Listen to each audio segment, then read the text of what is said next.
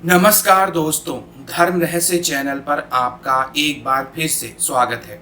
आज कुछ प्रश्न लिए हैं जो कई दो साधकों ने पूछे हैं। हालांकि प्रश्नों की संख्या काफ़ी ज़्यादा है, लेकिन संक्षिप्त में इनके उत्तर दिए जाएंगे क्योंकि यह बहुत पहले से ही इसके लिए प्रयास कर रहे थे कि इन प्रश्नों के मैं जवाब दूं। तो आज समय मिलते ही मैं इन प्रश्नों को पढ़ लेता हूं और फिर इनके उत्तरों के संबंध में चर्चा की जाएगी। गुरुजी, हनुमान जी तो हनुमान जी हैं, पर लेकिन जब हनुमान जी पंचमुखी हनुमान जी और 11 मुखी हनुमान जी का रूप लेते हैं, फिर यह शक्ति कैसे बढ़ जाती है? अगर ऐसा है तो हनुमान जी का ऐसे इस रूप का और हनुमान जी का सामना तो कोई भी नहीं कर पाएगा। गुरुजी, उदाहरण के तौर पर समझिए, हमने काल भैरव, माता काली, माता तारा, इनकी साधना 21 दिन 11 दिन करके छोड़ दी। अब क्या इन साधनों का जीवन भर हमें फल मिलता रहेगा? क्या यह जीवन भर हमारे को कहीं चाहे थोड़ा भी लाभ अवश्य पहुंचाती रहेंगी? किसी पर माता काली गलत भोग देकर छोड़ देते हैं, वह मंत्र जाप करे, माता भी वही मंत्र बोलती हैं, ऐसे में कैसे बचें? गुरु मंत्र के अलावा कुछ भी बताइए जिससे बचा जा सके। क्या पंचाक्षरी मंत्र से बचा जा सकता है? पंचमुखी हनुमान जी से और काला भैरव जी, इन तीनों शक्तियों के बारे में विस्तार से बताइए। गुरु जी, आपने कहा महाशिव महापार्वती से ही शिव और पार्वती प्रकट होते हैं। भगवान श्री माँ पार्वती तो कैलाश लोक में रहती, शिव लोक तो महाशिव और माँ पार्वती का कौन सा लोक है? गुरुजी, नव दुर्गे माँ, 10 महाविद्या माँ पार्वती का स्वरूप है क्या? इसे थोड़ा विस्तार से समझाएं। गुरुजी, भौतिक और आध्यात्मिक रूप, अलग अलग भौतिक रूपों से अलग, हर प्रकार से खुद ही लड़ना। उदाहरण, आप किसी प्रकार के दुख में क्यों ना देवी देवताओं की मदद करते हैं, पर लेकिन एक सीमा तक 90% तो आपको ही लड़ना होता है, चाहे वह संसार कैसा भी हो। हम किसी समस्या में हो, सामने वाला झूठ बोलता है, अगर हम झूठ बोलें क्योंकि हम उसके लिए साधना भी कर रहे हैं, तो क्या शक्ति हमारा साथ देंगी? गोरखनाथ जी बालकनाथ जी को शिष्य बनाना चाहते थे जबरदस्ती। उन्होंने कहा, मुझे युद्ध में हराए, मैं आपका शिष्य बन जाऊँ। गोरखनाथ जी उन्हें युद्ध में नहीं हरा पाए, ऐसा क्यों? हमने किसी देवी देवता की विशेष मनोकामना के लिए साधना की, हमारी वो मनोकामना पूर्ण हो गई, हम उनकी साधना छोड़ दें तो क्या दिक्कत होगी? हनुमान जी अलग अलग कुछ ऐसे सिद्ध स्थान है जहाँ विराजमान है, क्या इनमें कुछ भेद हो सकता है? उदाहरण के तौर पर बागेश्वर, बालाजी, मेहंदीपुर इत्यादि। भगवान धरती पर जन्म लेते हैं, एक समय सीमा होती है। सीता माँ को रावण नहीं ले जा सका, राम जी पता लगा सकते थे पर ऐसा नहीं किया। माता सीता हनुमान जी को सिद्ध वचन दे सकते थे, लेकिन उन्होंने ऐसा नहीं किया। इस पर आप प्रकाश डालिए। एक कल्पना है, एक बड़ा तांत्रिक मेहंदीपुर बालाजी में जाता है। देवताओं के जितना सामर्थ्य रखने वाले तामसिक सिद्धियां कर रखी, बालाजी के आगे छोटी हो गई। उसके बाद ऐसी तामसिक और दिव्य देवी और देवता को सिद्ध कर रखे बहुत मात्रा में, जो हनुमान जी से भी बहुत ज्यादा शक्तिशाली। उनसे वचन मांगा कि आपको युद्ध करना ही होगा, चाहे सामने कोई भी खड़ा हो। अब हनुमान जी युद्ध करते हैं, कौन जीतेगा?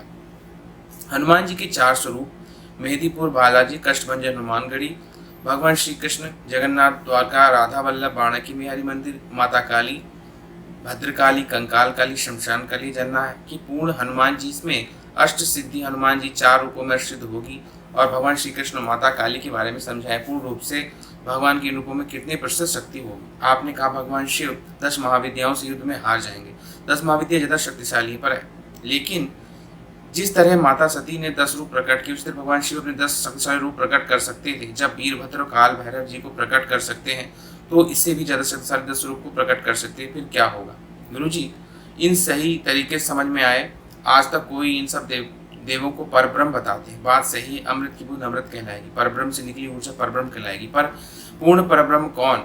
भक्तों की बात करें तो माता पराशक्ति को कहते हैं, जो सबकी हैं। वहीं भगवान शिव को कहता है, कोई भगवान नारायण को कहता है, कोई कृष्ण भगवान को कहता है, और कोई राधा रानी को बताता है। गुरु जी, इस रहस्य को जानकर बताएं कि माँ दुर्गा, माँ काली, हनुमान जी, इनमें से पूर्ण रूप से देखा जाए तो माँ दुर्गा ज्यादा शक्तिशाली है, उसके बाद माता काली, फिर हनुमान जी। एक मंदिर जहाँ पूर्णता विशेष हनुमान जी की पूजा होती है, माँ दुर्गा काली को वैसे ही बिठा कर रखा जाता है, तो हनुमान जी ज्यादा शक्तिशाली होंगे क्या? गुरु जी, आप इतना ज्ञान रखते हैं, आपने बहुत सारी सिद्धि और साधनाएं, देवी देवताओं के दर्शन इत्यादि कर रखा है, आप बताना चाहिए। तो आप मर्जी से महाकाली जब साधक पर हमला कर रही थी, तो साधक के शरीर से निकलने वाली शक्ति क्या योगिनी शक्ति थी? माता के शरीर से टकराने से वह भस्म हो गई, तो वह शक्तियां कहाँ गई होंगी? मतलब क्या हुआ होगा? उन 4 चिन्हों को किसने तोड़ दिया, और किस शक्ति का यह काम हो सकता है? तो ये है आज के कुछ प्रश्न। तो चलिए शुरू करते हैं आज के इन प्रश्नों को और जानते हैं इनके विषय में। तो देखिए, पहला प्रश्न पूछा गया कि हनुमान जी अगर पंच रूप में होंगे या 11 मुख में होंगे तो उनका सामना कौन करेगा। देखिए, अष्ट सिद्धि नवनिधि के दाता असवर दीन जानकी माता। हनुमान जी को जो सिद्धियों का वरदान है वो माता सीता ने ही दिया हुआ है और कार्यों के लिए है ये।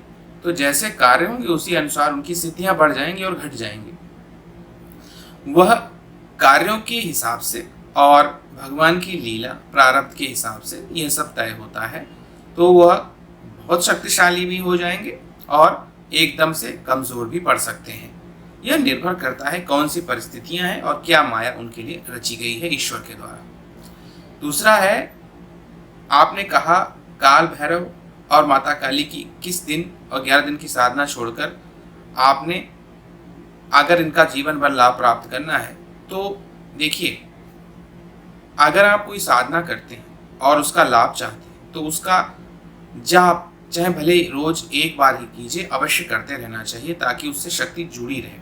क्योंकि हम अपने कर्मों से कभी कभी ऐसी शक्तियों से जुड़ाव तोड़ देते हैं, गलत कर्म करके, ब्रह्मचर्य नष्ट करके इत्यादि। इसलिए लाभ तभी पहुंचेगा जब कम से कम उनका एक बार तो 24 घंटे में जाप अवश्य किया जाए, भले ही आपने कभी साधना उनकी छोड़ दी हो तब भी।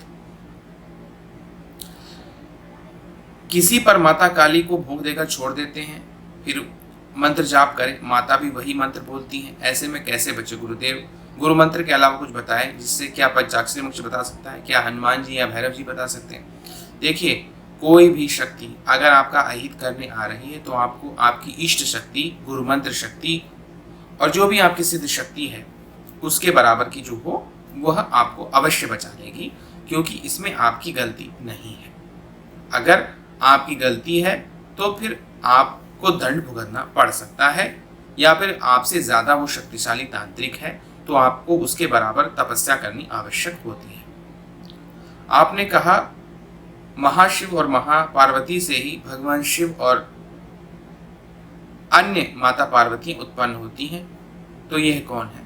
तो देखिए, महाशिव पूरे ब्रह्मांड को संभालते हैं और आपका जो ब्रह्मांड है उस ब्रह्मांड के जो, जैसे आपको पृथ्वी मिली है तो इस पृथ्वी में जो कैलाश पर्वत है उसमें भगवान शिव और माता पार्वती विद्यमान होंगे। यह वही लोग होते हैं जो लोग भगवान शिव की साधना करके उन्होंने शिवत्व को प्राप्त किया है, तो उन्हें आपके जैसी कोई पृथ्वी दे दी गई है और उनकी अर्धांगिनी उतनी ही तपस्या करके जो शिवा तत्व को प्राप्त किए हैं, माता पार्वती बनी है, तो वो ब्रह्मांड को संभाल रही हैं। तो यानी कि आपकी पृथ्वी को संभाल रही। ऐसे ही कई पृथ्वी, जितनी भी पृथ्वियां होंगी वहां के कैलाश पर्वतों पर अलग अलग शिव भगवान और अलग अलग माता पार्वती विद्यमान होंगे। तो यह सब मूल महाशिव और महापार्वती जो उनके दिव्य स्वरूप है वहां से निकलकर आ रहे हैं, इसलिए अंतर होता है। गुरुजी, नव दुर्गे और 10 महाविद्या माँ पार्वती स्वरूप है, क्या थोड़ा विस्तार से बताएं। माँ दुर्गा जो है शक्तियों का समुच्चय है, इसीलिए 10 महाविद्या भी हों और चाहे आप नव दुर्गा हो, ये माता एक ही माता के स्वरूप हैं। माता को विभिन्न रूपों में अपनी अपनी सामर्थ्य के हिसाब से लोग पूजते आए हैं, इसलिए ऐसा होता है। इनमें अंतर देखने की जरूरत नहीं है। शक्ति और सामर्थ्य वैसी ही बन जाती है जैसा पूजने वाला साधक होता है। गुरुजी, भौतिक और आध्यात्मिक रूप से लड़ना पड़ता है। दुख में क्यों न देवी देवता आपकी मदद करते हैं, लेकिन 90% तो आपको ही लड़ना होता है। संसार इसके विषय में प्रकाश डालिए। तो देखिए, भगवान होकर के भी भगवान राम को 14 वर्ष का वनवास झेलना पड़ता है, रावण को मारना पड़ता है। भगवान कृष्ण परमात्मा स्वरूप होते हुए भी उन्हें महाभारत युद्ध रोकने की सामर्थ्य नहीं हो पाती है। पूरी कोशिश करते हैं, यहाँ तक कि 5 गांवों के लिए भी कहते हैं। तो इससे आप क्या अनुमान लगाते हैं? इससे अनुमान यह है कि इस जीवन में आपको जो जीने के लिए, जो कार्य करने के लिए भेजा गया है वो आपको करना ही पड़ेगा। सुख और दुख दोनों ही आएंगे, आपको दोनों में सम रहते हुए अपनी जीवन यात्रा को पूरा करना है। इसे एक खेल समझिए, ब्रह्म का खेल है, उसी की माया है। तो आप इस माया में फंसते क्यों हैं? दुखी ना हो, सदैव आनंदित रहते हुए हर चुनौती को स्वीकार कीजिए। क्योंकि चुनौतियों के लिए ही जीवन मिलता है और इस चुनौती को जीतते हुए हर परिस्थिति में खुश रहते हुए इस यात्रा को पूर्ण कीजिए। यात्रा कष्टदायक भी हो सकती है और सुखद पूर्वक भी, लेकिन यात्रा को आनंदित होकर उसका आनंद लेना ही मूल तत्व होता है। अगला प्रश्न है कि सामने वाला आपको बहुत झूठ बोलता है, अगर हम भी झूठ बोलें और हम उसके लिए साधना भी कर रहे हो तो क्या शक्ति हमारा साथ देगी? मैंने बताया है, अगर उद्देश्य पवित्र है, आपका स्वार्थ उसमें शामिल नहीं है, तो शक्तियां सदैव साथ देती हैं। गोरखनाथ जी ने बालकनाथ जी को शिष्य बनाया था, जबरदस्ती उनसे कहा कि मैं युद्ध में मुझे हरा, मैं आपका शिष्य बन जाऊं। गोरखनाथ जी उन्हें युद्ध में नहीं हरा पाए। देखिए, हर एक परिस्थिति और सिद्धि और शक्तियों का अपना अपना सामर्थ्य होता है। कभी भी अहम अगर आपके अंदर उत्पन्न हो रहा है तो शक्तियां आपका साथ नहीं देंगी और आपको पराजित होना पड़ेगा। ऐसा ही कुछ इस कथा में भी हुआ था। कभी भी अहम को धारण ना करें, वरना कितनी बड़ी भी शक्ति हो आपको पराजित होना पड़ता है। हमने किसी देव देवता की विशेष मनोकामना से साधना की, मनोकामना पूर्ण होगी, हमने उनकी साधना छोड़ दी, तो क्या इसमें दिक्कत है? कोई दिक्कत नहीं है। इसे हम राजसी साधना या तामसी साधना के नाम से जानते हैं और इसमें हमारा मतलब उस देवी या देवता से उतना ही रहता है जितनी हमारी मनोकामना होती है। इस संबंध में बस इतना ध्यान रखना चाहिए कि हम ज्यादा से ज्यादा सात्विक जीवन की ओर बढ़ें, क्योंकि अगर स्वार्थ के कारण आपने कोई चीज प्राप्त की है तो स्वार्थ जो होता है वो ज्यादा दिन नहीं टिकता है और उस शक्ति के साथ आपका संबंध भी अगर स्वार्थी है तो वह भी आपके साथ स्वार्थ जैसा ही व्यवहार करेंगे। प्रेम और स्वार्थ में अंतर होता है। हनुमान जी के अलग अलग कुछ ऐसे सिद्ध स्थान हैं जहां वह विराजमान है। क्या इसमें कुछ भेद हो सकता है? उदाहरण के तौर पर बागेश्वर बालाजी, मेहंदीपुर बालाजी, हनुमानगढ़ सहारनपुर, सरासर बालाजी इत्यादि जो मंदिर हैं, इनकी जितनी ज़्यादा पूजा होगी वह हनुमान जी की उतनी शक्ति हो जाएगी। हाँ, यह बात सत्य है, क्योंकि स्थान तो पूरी पृथ्वी पर एक जैसे ही हैं, ईश्वर की तरफ से बनाए गए। लेकिन जिस स्थान पर हनुमान जी की ज़्यादा पूजा होगी वह स्थान ज़्यादा जागृत होगा, क्योंकि जहाँ पर भी ज़्यादा कर्म किया जाएगा उसका फल भी ज़्यादा ही बनता है। ऐसा ही कुछ है। धरती पे आप छोटा सा कहीं आपके घर के पास भी मंदिर हनुमान जी का बना लीजिए और वहाँ पर भी अगर ज़्यादातर लोग आते हैं और सच्चे मन से वहाँ पर साधना करते हैं तो वह भी इसी तरह बालाजी, बागेश्वर धाम, मेहंदीपुर बालाजी इत्यादि के बराबर ही बन जाएगा, क्योंकि मूल हम लोग ही हैं। बाकी तो स्थान तो वही रहने वाला है। हमारे अगर अभी धरती पर विनाश हो जाए और यही स्थान क्या ऊर्जा युक्त रह जाएंगे? बिल्कुल नहीं। धीरे धीरे सबकी ऊर्जाएं समाप्त हो जाएंगी, क्योंकि जागृत करने वाला तो मनुष्य ही है। वही पूजा करता है, वही उस स्थान को पवित्र बनाता है और उसी को मंत्रों के द्वारा जागृत करके रखता है। भगवान धरती पर जन्म लेते हैं तो एक सीमा तय होती है। सीता माँ को रावण नहीं ले जा सका। राम जी पता लगा सकते थे पर ऐसा नहीं किया। सीता हनुमान जी को सिद्ध कर वरदान दे सकते थे, उन्हें कैसे कोई हर सकता है? अब हम इस समय बात करें, भगवान अब आप लीला नहीं कर रहे हैं धरती लोक पर, तो भगवान जो चाहे वो कर सकते हैं, इस पर प्रकाश डालिए। देखिए, असल में अगर आपने एक श्लोक सुना होगा तो उसमें कहा गया है कि धरती पे जब जब धर्म का नाश होता है और पापियों का अत्याचार बढ़ जाता है, जिसको मनुष्य संभाल नहीं सकता, उस वक्त भगवान को प्रकट होना पड़ता है किसी न किसी रूप में। यानी कि अगर मनुष्य के अंदर सामर्थ्य नहीं रह गई है कि वह किसी कुशासन का या सामंजस्य जो बैलेंस है धरती का वह बनाकर रख सके, तो ऐसे में फिर जन्म भगवान को लेना ही पड़ता है, क्योंकि उन्हें पता है ये बात का कि अब इस परिस्थिति को मनुष्य संभाल नहीं पाएगा और तब उन्हें जन्म लेना पड़ता है। इसीलिए वह लीला वहां पर आकर रचते हैं, प्रत्यक्ष रूप से दखल देते, वरना मनुष्यों के कर्मों में ईश्वर दखलंदाजी नहीं करता है। अगर कोई सोचता है कि दखलंदाजी ईश्वर करता है तो गलत सोचता है, क्योंकि यहाँ पर कर्म करने के लिए प्रत्येक व्यक्ति को स्वतंत्र छोड़ा गया। इसीलिए कोई किसी की अगर हत्या भी करना चाहता है तो ईश्वर आकर उसे रोकता नहीं है, तब तक कि जब तक कि बैलेंस सही न रहे। अब अगर सब लोग हत्या ही करने लग जाएंगे तब ईश्वर रोकने के लिए स्वयं प्रकट हो जाएगा, या फिर उस अंदर जो भी देवित्व तत्व है वहां पर प्रकट होगा, किसी न किसी रूप में कोई ना कोई अवतार अवश्य होगा, ताकि बैलेंस बना रहे धरती पर। बैलेंस इसलिए ताकि जो आत्माएं पापी हैं वह नरक में जा सकें और जो आत्माएं अच्छी हैं वह स्वर्ग में जा सकें। जो संघर्ष करेगा, जो दुख भोगेगा, फिर भी अडिग रहेगा, स्वर्ग वही जाएगा। जो केवल सुखों के लिए जीवन व्यतीत करेगा और दूसरों को कष्ट पहुंचाएगा, उसे नरक ही जाना होगा। तो दोनों जगह बैलेंस बना के रखना ईश्वर की जिम्मेदारी है। अगला प्रश्न है साधक के द्वारा पूछे गए हैं, ये दूसरे साधक हैं। इन्होंने पूछा है कि एक कल्पना है, एक बहुत बड़ा तांत्रिक मेहंदीपुर बालाजी में जाता है, देवताओं की जितना सामर्थ्य रखने वाला तामसिक सिद्धियां उसने कर रखी हैं। बालाजी के आगे छोटी बात हो गई। उसके पास ऐसी तामसिक और दिव्य देवी और देवता की सिद्धि है बहुत मात्रा में, जो कि हनुमान जी से भी बहुत ज्यादा शक्तिशाली। उसने वचन मांगा कि आपको मेरे लिए युद्ध करना होगा, चाहे सामने कोई भी खड़ा हो। अब ऐसे हनुमान जी से युद्ध करना है, इसमें कौन जीतेगा, कौन शक्तिशाली होगा, युद्ध का परिणाम क्या होगा? देखिए, सीधी सी बात है, जो धर्म के पक्ष में खड़ा है वह ही जीतेगा। अगर इस चीज को आप उदाहरण के रूप में समझना चाहते हैं तो ऐसा बिल्कुल हो चुका है। जब भैरव ने माता को प्राप्त करने की इच्छा से वैष्णो देवी पर वहां माता के पीछे वह गया तो हनुमान जी से उसका युद्ध होता रहा।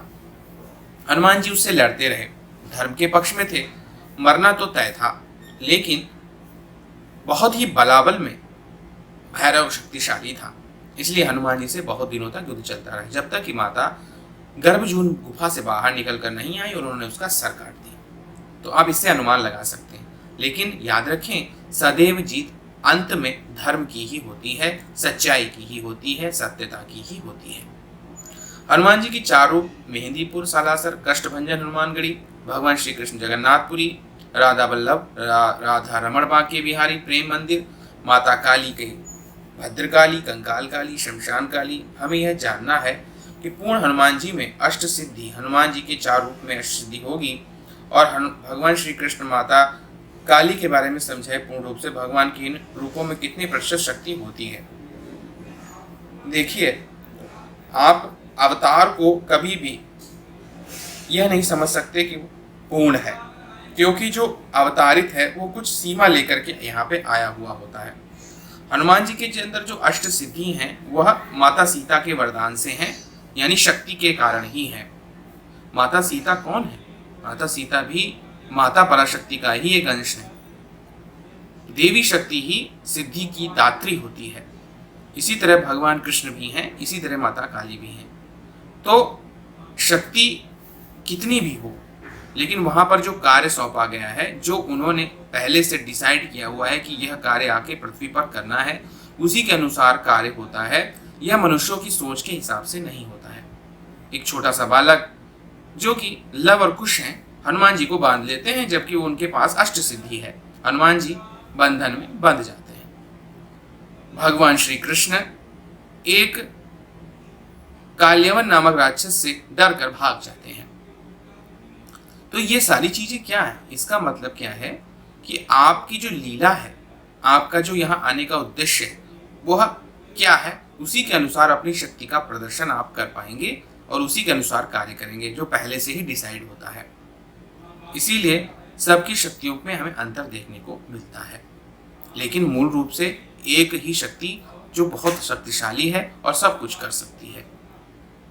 आपने कहा भगवान शिव 10 महाविद्याओं से युद्ध में हार जाएंगे, 10 महाविद्या ज्यादा शक्तिशाली हैं, पर लेकिन जिस तरह माता सती ने 10 रूप प्रकट किए, इसी तरह भगवान शिव भी तो 10 शक्तिशाली रूप प्रकट कर सकते थे। जब वीरभद्र और काल भैरव जी को प्रकट कर सकते थे, तो इससे भी ज्यादा शक्तिशाली 10 रूप प्रकट कर सकते थे। तो फिर क्या होगा?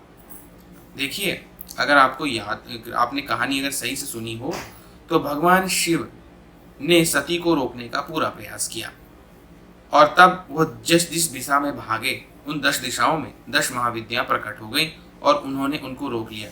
वह 10 दिशाओं में जो भागे थे, वह 10 की 10 दिशाओं में 10 स्वरूपों में भागे थे, एक स्वरूप में नहीं भागे थे। इसीलिए भगवान शिव जब माता काली क्रोधित हो जाती हैं तो जमीन पर लेट जाते हैं, ताकि उनको बोध करा सकें, और वह शक्ति फिर शांत हो जाती है। शक्ति सदैव ज्यादा सामर्थ्यशाली होती है। हालांकि शक्ति को उत्पन्न करने वाला वही साधक होता है, शिव की शक्ति शिव पर भारी हो जाती है, विष्णु की शक्ति विष्णु पर भारी हो जाती है। लेकिन इन चीजों को समझने के लिए आपको मूल पराशक्ति माता को समझना होगा, तभी आप इन चीजों को जान पाएंगे। क्योंकि जैसे माता सती के रूप में उनको व्यथित कर देती हैं, जो स्वयं ब्रह्मांड के मालिक हैं, सीता के रूप में वन वन हाय सीता करते दौड़ाते हैं, जो कि स्वयं संसार के पालन करता है। राधा के रूप में भगवान कृष्ण उनके लिए रोते हैं।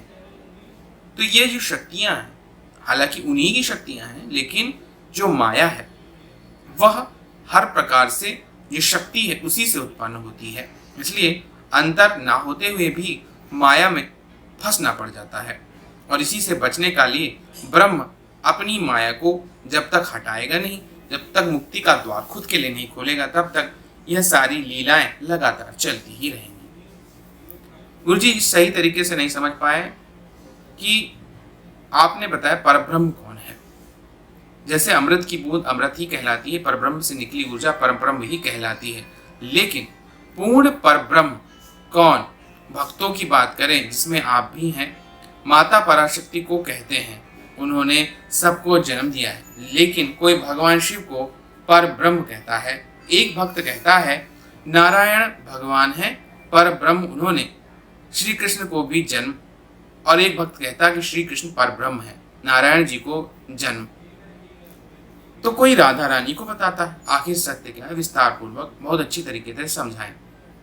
देखिए, वैसे तो यह ज्ञान गुरु के द्वारा शिष्य को दिया जाता है मूल रूप से, इसीलिए स्पष्ट रूप से नहीं बताते हैं, लेकिन फिर भी मैं आपको यहाँ पे संक्षेप रूप में बता देता हूँ ताकि आप सभी को समझ में आ जाए। तो ब्रह्म और उसकी माया, यानी परमात्मा और उसकी माया, परमात्मा और उसकी माया एक ही चीज है, क्योंकि परमात्मा और उसकी माया या उसकी शक्ति अलग अलग नहीं है। और कोई अलग करके देखता है तो वो मूर्ख है। ठीक वैसे ही जैसे कि आपके अंदर कितनी शक्ति है वह आपके अंदर ही विराजमान है। अगर आपको छिन्न भिन्न कर दिया जाए तो आपकी शक्ति भी आपके साथ ही नष्ट हो जाएगी। ऐसा ही परब्रह्म और परमात्मा के साथ में भी है। वही परब्रह्म विभिन्न रूपों में प्रकट होता है और लीला का विस्तार करता है। यह लीला का विस्तार बहुत दूर तक चला जाता है और वही दूर तक किया गया विस्तार पूरे ब्रह्मांड में छाया हुआ है, अपनी अपनी स्थितियों के हिसाब से। तो इस प्रकार से जो उसकी विस्तृत रचना है, जिसके आधार पे वो सब कुछ है, वही परमात्मा और उसकी पराशक्ति दोनों सब कुछ करने वाले हैं। साकार रूप में वह कोई भी विभिन्न प्रकार के लीलाओं को रच सकता है, लेकिन रहने वाला तो वो एक ही है। वह अपनी लीला कभी कृष्ण के रूप में, कभी राधा के रूप में, कभी शिव के रूप में, कभी शक्ति के रूप में, हर स्वरूप में वही है। और उसकी लीलाओं को समझना आसान भी नहीं है। वही मूल है और वही एक है, अंत है, अंतहीन है। वही मूल रूप से पराशक्ति है, क्योंकि उसके बिना कुछ भी प्राप्त नहीं होने वाला। और सारी लीलाएं यहाँ पर जो हम रचते हैं, जैसे स्वयं हम लीलाधर भी हैं, हम सभी लीला हैं, क्योंकि हम भी अपने जीवन में एक लीला रचकर जा रहे हैं। ऐसे ही ये शक्तियाँ भी हैं। और अपने कर्मों के हिसाब से कौन कितना गहराई में उतरा, कितना उसने स्वयं को मूल तत्व जाना, यही सारी खेल का निर्णय करता है। इसीलिए सभी सत्य बोल रहे हैं, लेकिन जब वो यह कहने लगते हैं कि मेरा कृष्ण ही परमात्मा है और दूसरा कोई परमात्मा नहीं, मेरा शिव ही परमात्मा है और कोई परमात्मा नहीं, तो वह मूर्ख होता है और वास्तविकता नहीं जानता है।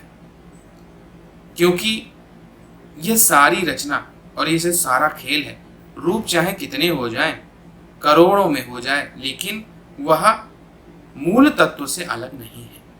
उस पराशक्ति तत्व से अलग होने की सामर्थ्य किसी में नहीं, क्योंकि लीला वहीं से होती है।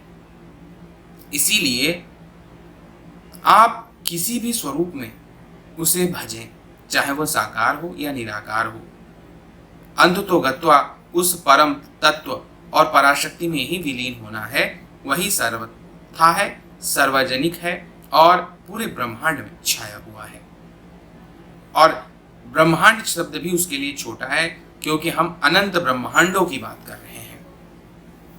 वह पूरी स्थिति और विस्तार दूर दूर तक फैला है, जिसका न कोई आदि है न कोई अंत है।